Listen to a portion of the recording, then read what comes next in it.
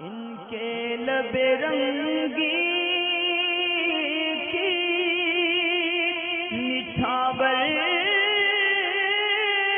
थी कि जिसने।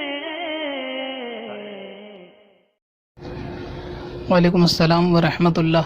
मिर्ज़ा हमीद हैं, ये पूछते हैं टीवी सीरियल कौन बनेगा करोड़पति खेलने पर जो पैसा मिलता है इनाम जीतने पर वो जायज़ है या नहीं।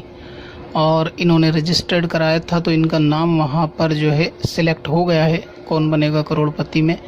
तो अगर इनको बुलावा आ गया, इनकी कॉल आई तो इनको जाना चाहिए या नहीं। अब ये कंफ्यूज हैं फॉर्म भरने के बाद।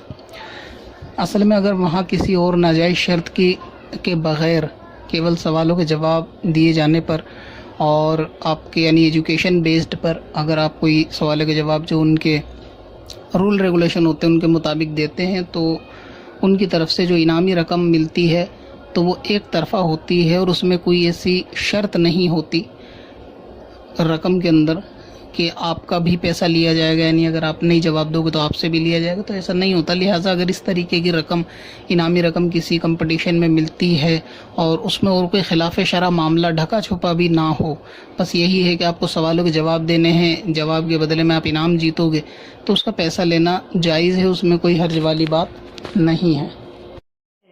पत्थर में असल पुरनवा